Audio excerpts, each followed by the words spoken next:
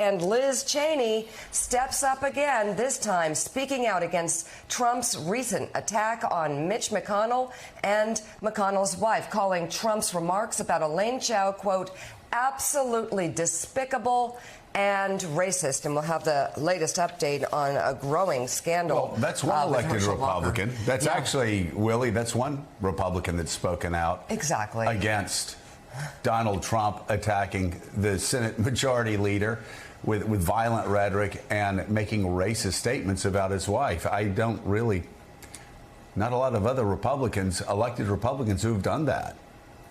I guess we can't be shocked anymore, but it is shocking. It still is shocking that the leader of the United States Senate and the Republican Party had a, quote, death wish placed on him by the former president of the United States. His wife was attacked with racist slurs.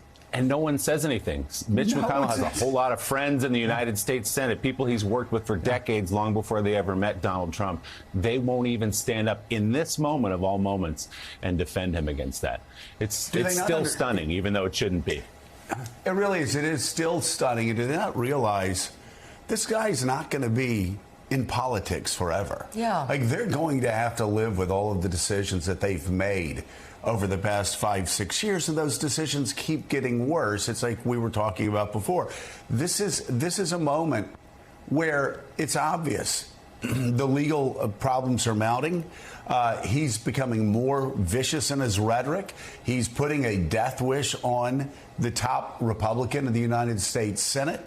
And this is a good chance for them to step away, whether they support Ron DeSantis or whether they support the Virginia governor or whether they support somebody else who could carry through on the same issues. They won't do it, despite the fact he's now embracing QAnon and even more rabid conspiracy theories. The thing is that we should be shocked. Every time Donald Trump does this, he desensitizes the Republican Party, which seems in some ways mostly like members of his cult, and Americans to this type of behavior. Republicans, I'm not a huge Mitch McConnell supporter, but I'll do your job for you.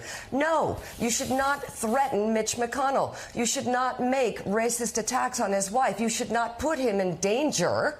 You should not put his wife in danger. These people, may not agree with them, serve our country, have served our country, served in the administration. This is wrong. It's not hard. You know, Willie, I can't even begin to tell you, and I know this is obvious, but from my time when I served, if anybody had made a statement closely approaching this, they would be condemned, and they would be sitting in their office wondering if they were going to have to be shoved out of public service. I saw members of Congress make really stupid statements they'd immediately go out and apologize for, and they still got in trouble. They still saw their political careers, their lives in public service damaged greatly because of a mistake they would make here or there.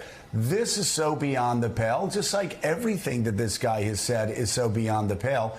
And again, why elected Republicans in the United States Senate aren't speaking out and defending Mitch McConnell, why they're not speaking out and defending Mitch McConnell's family, yeah, it's beyond crazy.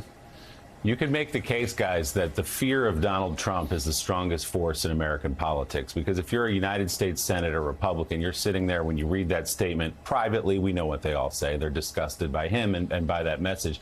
But they're saying, do I stick up for my friend and do the obviously right thing and say that's a disgusting statement? He shouldn't have said that.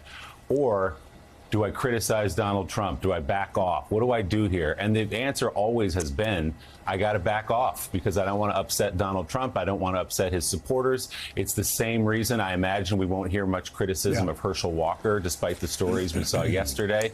We'll get into that a little bit later. But the fear of Donald Trump is guiding all the decision making in the Republican Party. It's also chipping away at the fabric of who we are. So